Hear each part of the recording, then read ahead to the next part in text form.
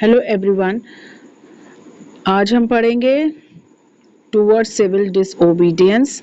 हम class 10th की history पढ़ रहे हैं, chapter 2 that is nationalism in India, और उसका आज सब टॉपिक पढ़ेंगे टूवर्ड्स थर्ड, जो कि है टूवर्ड्स सिविल डिसओबीडियंस।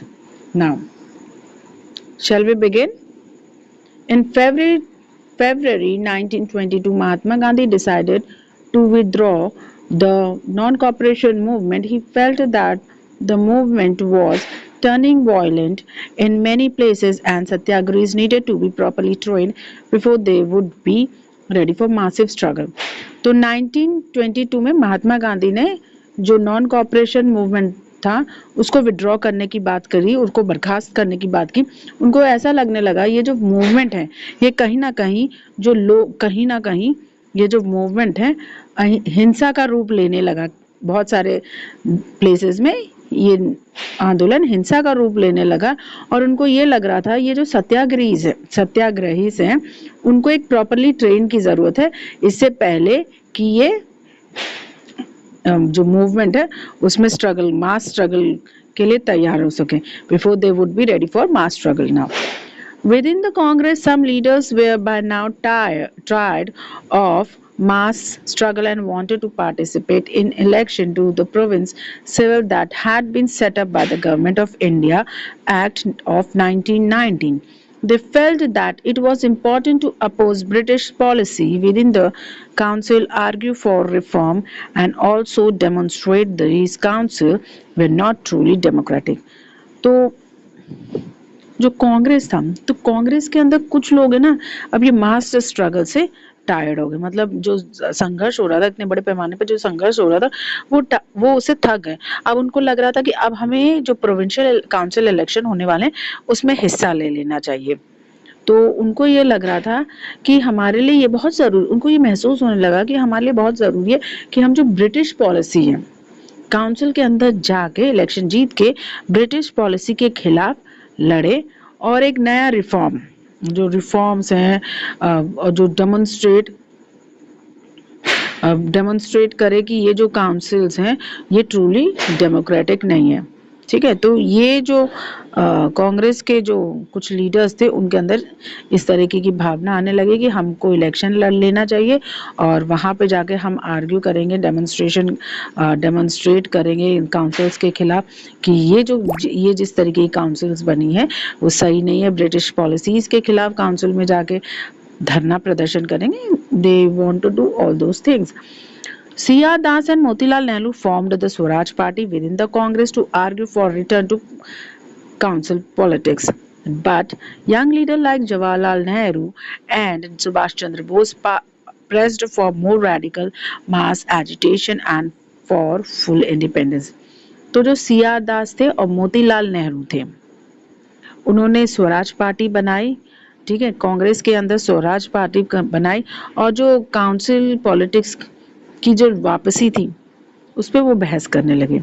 ठीक है, लेकिन उसी दौरान जो यंग लीडर्स थे जैसे जवाहरलाल नेहरू हो गए, सुभाष चंद्र बोस हो गए, तो उन्होंने इन सब पर तो जोर नहीं दिया। उन्होंने इस बात पे जोर लिया कि हम एक रैडिकल सोच रखें और हम पूर्ण तरीके से इंडिपेंडेंस के लिए लड़ें। In such situation of internal debate and dissension, two factors again shaped Indian politics towards the late 1920s.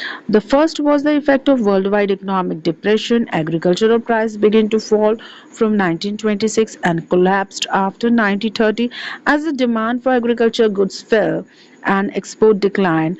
Peasants found it difficult to sell their harvest and pay their revenue. By 1930, the countryside was in turmoil. तो जो situation थी, जिस तरीके की situation उस time पे भारत में थी, उसने भारत की जो पॉलिटिक्स थी उसको अलग ही दिशा दे दी। ठीक है, दो फैक्टर्स थे जिसने भारत की पॉलिटिक्स को, जो इंडियन पॉलिटिक्स थी, जो इंडियन राजनीति थी, उसको एक अलग ही शेप दे दिया और ये 1920s के दौरान हुआ। तो पहला इफेक्ट ये था कि उस टाइम पे जो वर्ल्ड वाइड इकोनॉमी थी वो डिप्रेशन के तौर पे चल रही थी, मतलब वहाँ डिप्रेशन हो रहा था। और जो एग्रीकल्चरल प्राइस थी जो खेती बाड़ी की जो प्राइस थी वो 1926 से गिरना शुरू हुई और 1930 तक गिरती ही चली गई।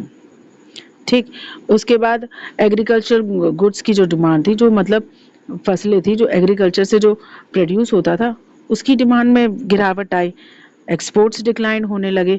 अब पेसेंट्स को अपने जो हार्वेस्ट था उसको बेचने में दिक्कत होने लगी, तो वो रेवेन्यू पे करने में दिक्कत होने लगी, कर पे करने में दिक्कत होने लगी।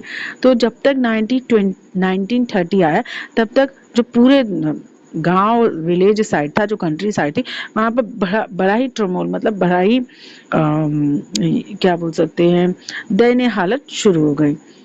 Against this background, the new Troy government in Britain constituted a statutory commission under Sir John Simpson. Set up in response to the nationalist movement, the commission was to look into the functioning of the constitutional system in India and suggest changes. The problem was that the commission did not have a single Indian member. They were all British. तो मतलब हमारे background के against में तो जो एक नई Troy government Britain में बनी, जिसने स्टैट्यूटरी कमीशन कॉन्स्टिट्यूट की। अब इस स्टैट्यूटरी कमीशन जो थी उसका हेड थे सर जॉन सिम्पसन। नाउ ये जो स्टैट्यूटरी कमीशन बनी थी, ये इसके जवाब में बनी थी, नेशनलिस्ट जो मूवमेंट हो रहा था इसके जवाब में बनी थी। नाउ स्टैट्यूटरी जो काउंसिल थी, वो कमीशन थी जो नेशनलिस्ट मूवमेंट था उसके जवाब में बनी।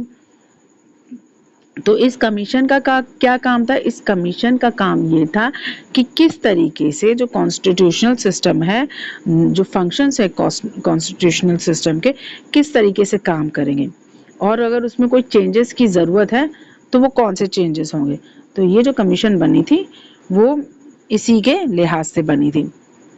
पर लेकिन सबसे बड़ी जो दिक्कत थी इस काउंसिल की वो ये थी कि उसमें कोई भी सिंगल मेंबर नहीं था। जितने भी मेंबर्स थे सारे ब्रिटिशर्स थे। अब वो ये सोचते कि सारे ही मेंबर्स ब्रिटिशर्स होंगे तो इंडिया किस तरीके की प्रॉब्लम से गुजर रही है, क्या फेस करी, वो कैसे किया जाए। That's what they were thinking. Now when the commission arrived in India in 1928, it was greeted with the slogan "Go back, Simon." All parties, including the Congress and the Muslim League, participated in the demonstration. तो जब ये जो commission India में आई 1928 में, तो जितने भी लोग थे वो सड़कों पे आ गए और उन्होंने इस गो बैक साइमन के नारे लगाना शुरू कर दिया। इसमें कांग्रेस भी थी, मुस्लिम लीग भी थी, ये लोग भी इस डेमोन्स्ट्रेशन में भाग ले रहे थे। In an effort to win them over, the Viceroy Lord Irwin announced in 1929 a vague offer of dominion status for India in an unspecified future and round table conference to discuss a future constitution. तो मतलब अब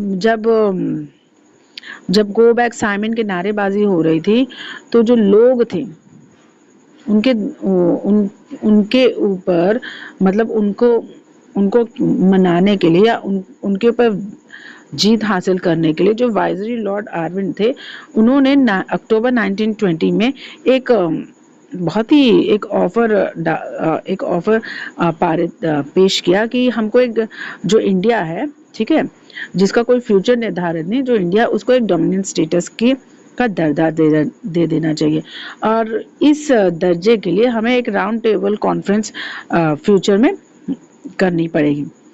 this did not satisfied the Congress leader. तो ये जो suggestion था कि India को एक डोमिनियन स्टेटस का दर्जा देने का, ये जो सजेशन था और ये कांग्रेस को पसंद नहीं आया। The radical within the Congress, led by Jawaharlal Nehru and Subhash Chandra Bose, became more assertive. The liberal and moderate who were proposing a constitutional system within the framework of British dominion gradually lost their influence. तो radicals जो थे, जवाहरलाल नेहरू और जो सुभाष चंद्र बोस थे, वो कुछ ज़्यादा ही assertive वे में आ गए, मतलब, और जो लिबरल्स और जो मॉडरेट थे, ठीक है, जो एक कॉन्स्टिट्यूशनल सिस्टम को बनाना चाहते थे ब्रिटिश के अंतर्गत, उनका जो प्रभाव था वो खो गया।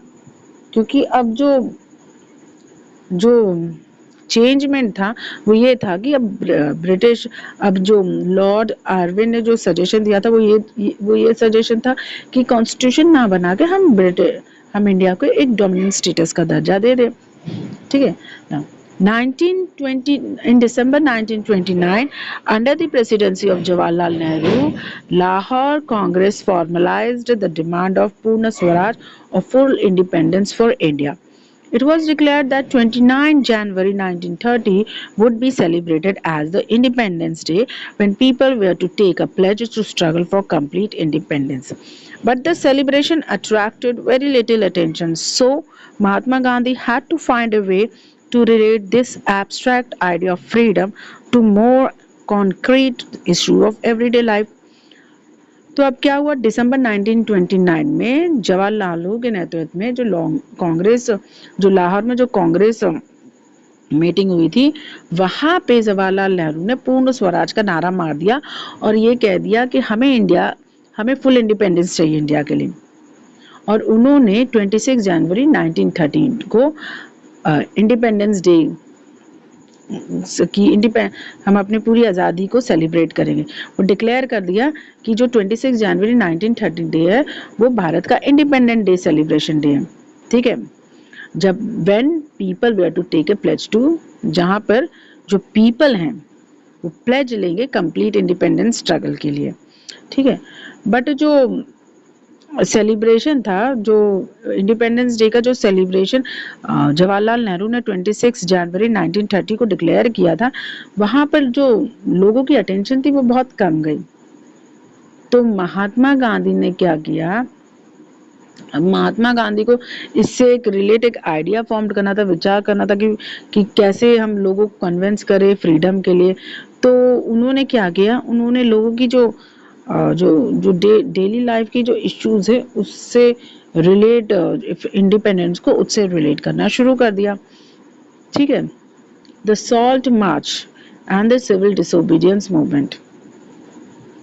महात्मा Gandhi found in salt a powerful symbol that could unite the nation. तो महात्मा गांधी को लगता था, मतलब वो डे टू डे लाइफ को इशू से, वो जो फ्रीडम था उसको हमारे जो डेली लाइफ के जो इश्यूज होते उसे कोरिलेट करके फ्रीडम स्ट्रगल करना चाहते। तो इसी में महात्मा गांधी को लगने लगा कि जो नमक है वो कहीं ना कहीं हमारे नेशन को यूनाइट करता, वो एक पावरफुल सिंबल है एक नेशन यूनाइटेड का। क्यों? क्योंकि उनको लगता था कि चाहे कुछ भी हो जाए हर कोई नमक खाता है, ठीक है। अब हर कोई नमक खाता है तो मतलब कहीं ना कहीं ये नेशन को यूनाइट कर देगा। That's what Mahatma Gandhi was thinking. तो ये जो चीज थी महात्मा गांधी सोच रहे थे। अब 31 जुलाई 1930 he sent a letter to Viceroy Irwin stating 11 demands. Some of these were of general interest, other were specific demand of different classes from industrialists to peasants. तो 1930 जनवरी 31 1930 को महात्मा गांधी ने एक लेटर लिखा आरविन को, जहाँ पे उन्होंने 11 डिमांडें रख दी।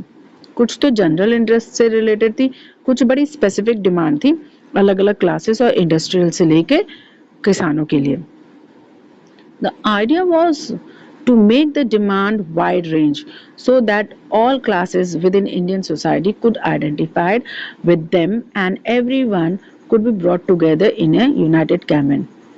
तो जो विचार, जो आइडिया था इस डिमांड का, वो बहुत ही बड़े लार्ज स्केल में था, जिसमें लगभग सारी इंडियन सोसाइटी थी जो अपने आप को एक दूसरे से आइडेंटिफाइड कर सकते, मतलब, ठीक है। और यही जो आइडेंटिफिकेशन थी वो कहीं ना कहीं इन्हीं सभी जितनी भी क्लासेस थी इंडियन सोसाइटी में उसको एक साथ लाने की कोशिश की जा रही थी एक कैंपेन के अंदर, ठीक है। The most daring of all was the demand to abolish the salt law. Salt was something consumed by the rich and poor alike, and it was one of the most essential items of food. The tax on salt and the government monopoly over its production, Mahatma Gandhi declared, revealed the most oppressive face of British rule. तो अब जो सारे classes को एक campaign के अंदर लाना, सबको सब सबके अंदर एकता जैसी फीलिंग को लाना। अब इसके लिए महात्मा गांधी ने क्या किया, जो सबसे इम्पोर्टेंट चीज़ थी हम सबके लाइफ की उस टाइम पे, उनको ये लगा कि जो सॉल्ट टैक्स है, जो सॉल्ट पे जो टैक्स लगा वो कहीं ना कहीं इस स्ट्रगल को मतलब जो हमारे जो सारे क्लासेस को एक साथ ला सकता है। क्यों इनको ऐसा लगा? उनको ऐसा इसलिए लगा क्योंकि सॉल्ट एक जो नमक जो ऐसी चीज थी जिसको चाहे अमीर हो चाहे पुअर हो, दोनों एक समान ही कंज्यूम करते, एक ही सामान खाते हैं, ठीक है। और ये हमारे खाने का सबसे इम्पोर्टेंट आइटम है, ठीक। तो इन्होंने इसी डिमांड को, मतलब इन्होंने क्या किया, इन्होंने कोशिश की कि जो सॉल्ट टैक्स है उसको खत्म करने की डिमांड कर दी। तो कहीं ना कहीं जब महात्मा गांधी ने ये जो सॉल्ट टैक्स को खत्म करने की डिमांड की तो लोगों के बीच में एक फीलिंग आ गई। क्यों? कि उनको लगने लगा हाँ ये जो चीज है ये सही है, ठीक है। तो गांधी जी ने ये कहा कि जो सॉल्ट पे जो टैक्स लगा है वो कहीं ना कहीं ये कोशिश की जा रही है कि जो सरकार है वो सॉल्ट के पैदावार पे यानी नमक के बनाने में अपनी मोनोपोली करे, यानी कि खुद ही बनाए। कोई जो लोकल है जैसे इंडियन से वो नमक ना बनाए, सरकार अपना इस प्रोडक्शन पे सॉल्ट की पैदावार पे अपना पूरा कंट्रोल चाहती थी, इसलिए उन्होंने सॉल्ट पे टैक्स लगा दिया। तो महात्मा गांधी ने लोगों को ये बताने की कोशिश की कि देखो ब्रिटिशर्स कैसे हैं। ब्रिटिशर्स ने हमारी जो डेली मर्रा की खाने का जो सबसे इम्पोर्टेंट आइटम है उसी पर टैक्स लगा दिया। और उनके टैक्स लगाने का सबसे बड़ा कारण ये था कि सरकार चाहती है कि वो जो नमक है उस पर अपना एकमात्र अधिकार, नमक की पैदावार पे एकमात्र अधिकार चाहती है, और इसीलिए उन्होंने टैक्स बना दिया। अब ये जो चीज थी ये कहीं ना कहीं चाहे अमीर हो चाहे गरीब हो इन लोगों को उखल गई ना। Mahatma Gandhi later was in a way an ultimatum. तो महात्मा गांधी का जो लेटर था वो कहीं ना कहीं वार्निंग थी। किसके लिए वार्निंग थी? ये जो लेटर था ये कहीं ना कहीं ब्रिटिश के लिए वार्निंग थी।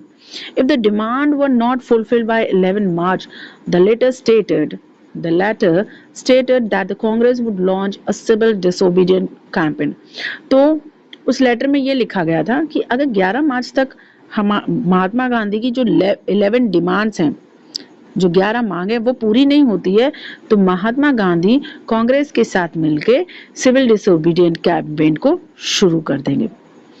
Irvin was unwillingly to negotiate. So Mahatma Gandhi started his famous Salt March accompanied by 78 of his trusted volunteers. तो अरविंद जो थे उस समय भारत के जो वाइजरी थे अरविंद, उन्होंने नेगोशिएशन करने से मना कर दिया कि मैं नेगोशिएशन नहीं करूंगा। तो महात्मा गांधी ने क्या किया? महात्मा गांधी ने सबसे फेमस जो सॉल्ट यात्रा थी, दांडी यात्रा, उसको शुरू कर दिया अपने 78 वॉलंटियर्स के साथ। The March was over 240 miles from Mahatma Gandhi's ashram in Sabarmati to Gujarat coastal town of Dandi. तो ये जो मार्च था ये 240 माइल का था। तो गांधी जी ने अपने आश्रम साबरमती आश्रम से मार्च शुरू की और गुजरात के कोस्टल टाउन डांडी में जाके खत्म की। The volunteer walked for 24 days about 10 miles a day.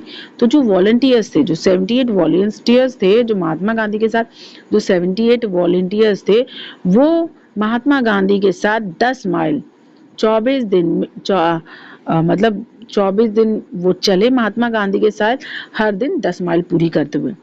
1000 came to hear Mahatma Gandhi wherever he stopped. And he told them what he meant by Swaraj and urged them to peacefully defy the British.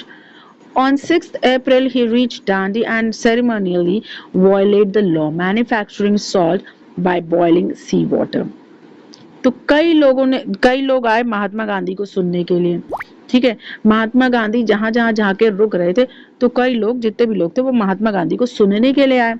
तो तब महात्मा गांधी ने लोगों से कहा कि उनका स्वराज का मतलब क्या है, उनके लिए स्वराज का मतलब क्या है, और वो लोगों से ये कहने लगे कि हमें जो ब्रिटिशर्स को है उसके खिलाफ बड़ी शांतिपूर्वक, ब्रिटिशर्स के खिलाफ बड़े शांतिपूर्वक विरोध करना है। तो 6 अप्रैल को महात्मा गांधी डांडी पहुंचे और उन्होंने अपने हाथों से जो कानून था, सॉल्ट लॉ का जो कानून था, उसको तोड़ दिया और उन्होंने सॉल्ट का मैन्युफैक्चरिंग शुरू कर दी। This marked the beginning of civil disobedience movement. How was this movement different from non-cooperation movement? तो ये जो चीज थी, जो उन्होंने क्या बोलते लॉ तोड़ के सॉल्ट बना दिया, सॉल्ट की मैन्युफैक्चरिंग कर दी, ये शुरुआत थी सिविल डिसोबीडियंट मूवमेंट की। पर ये सिविल डिसोबीडियंट मूवमेंट कैसे नॉन कॉपरेशन मूवमेंट से अलग है?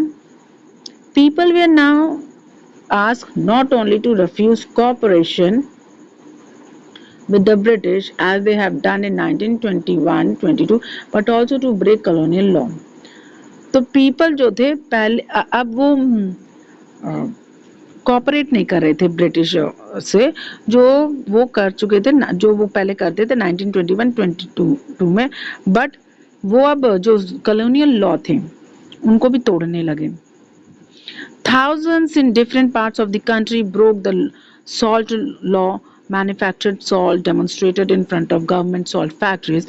As the movement spread, foreign clothes were boycotted, liquor shops were picketed, peasants refused to pay revenue, Chowkidari taxes, villages officials resigned, and in many places forest people violated forest law, going into reserved forest to collect food and graze cattle. अब लोगों ने जो colonial law बना था उनके लिए, उसको तोड़ना शुरू कर दिया। पहले 1921-22 में लोग हर ब्रिटिशर्स की हर बात के साथ कोऑपरेट कर रहे थे, पर अब नहीं। जैसे ही सिविल डिसोबीडियंट मूवमेंट दांडी मार्च हुआ, तो अब उन्होंने कोऑपरेशन करने से मना कर दिया। ठीक है, अब भारत के कई हिस्सों में हजारों लोगों ने जो नमक कानून था उसको तोड़ना शुरू कर दिया, नमक बनाना शुरू कर दिया, धरना प्रदर्शन करना शुरू कर दिया सरकारी नमक फैक्ट्री के आगे। ठीक, अब जो मूवमेंट थी, ये जो आंदोलन था, ये धीरे धीरे फॉरेन क्लोथ, जो विदेशी कपड़े थे उसके बहिष्कार से लेकर जो लिकर शॉप थी उसके एंट्रेंस को रोकने तक हुई। और जब किसान थे, अब वो रेवेन्यू देने से मना करने लगे, चौकीदारी टैक्सेस देने से मना करने लगे, जो विलेज के ऑफिशियल्स थे उन्होंने रिजाइन देना शुरू कर दिया। और कई भारत के कई हिस्सों में जहाँ जंगल थे वहाँ पे लोगों ने हिंसा शुरू कर दी। यानी कि जो फॉरेस्ट लॉ बना था जहाँ पे भारतीय लोग घुस नहीं सकते थे, उसको तोड़ना शुरू कर दिया। अब लोग जो रिजर्व फॉरेस्ट थे वहाँ पे जबरदस्ती घुस के लकड़ियाँ इकट्ठी करने लगे, अपने जो कैटल्स थे, अपने जो भेड़ बकरियां थे, उनको चराना शुरू कर दिया। Worried by the development, the colonial government began arresting the Congress leader one by one. This led to violent clashes in many places. When Abdul Jafar Khan, a devoted disciple of Mahatma Gandhi, was arrested in April 1930, angry crowd demonstrated in the street of Peshawar facing armored cars and police firing. तो मतलब जब British colonial government ने देखा कि अरे लोग उनके खिलाफ जा रहे हैं, कानून तोड़ रहे हैं, तो उन्होंने क्या किया, उन्होंने धीरे धीरे एक एक करके कांग्रेस लीडर, जितने भी कांग्रेस लीडर थे, उनको एक एक करके अरेस्ट करना शुरू कर दिया। अब इससे क्या हुआ, तो कई जगहों पे हिंसा होने लगी। जब लोगों ने देखा कि जो सरकार है, ब्रिटिश सरकार है, वो डर रही है, तो उन्होंने कांग्रेस लीडर को अरेस्ट करना शुरू कर दिया एक एक करके। तो उन्होंने अब कई जगहों पे अहिंसा शुरू कर दी। और ये बात तब बिगड़ी जब अब्दुल गाफर खान को, जो कि महात्मा गांधी का सबसे डिवोटेड डिसिपल था, उसको अप्रैल 1930 पे जब अरेस्ट किया, तो जो गुस्से भरी जो भीड़ थी, उन्होंने पेशावर की सड़कों पे धरना देना शुरू कर दिया। और उनको इस बात का डर नहीं था कि जो आर्मर्ड कार्स थी उनको फेस कर रही है, जो पुलिस है उन पे फायरिंग कर रही है, वो इस बात से नहीं डर रहे थे। कई लोग मारे गए, इस प्रदर्शन में कई लोग मारे गए। A month later, when Mahatma Gandhi himself was arrested, industrial workers in Solapur attacked police posts, municipal buildings, law courts, and railway station, all structured that symbolized British rule. A frightened government responded the policy of brutal repression. Peaceful satyagrahis were attacked, women, children were beaten, and about 1 lakh people were arrested.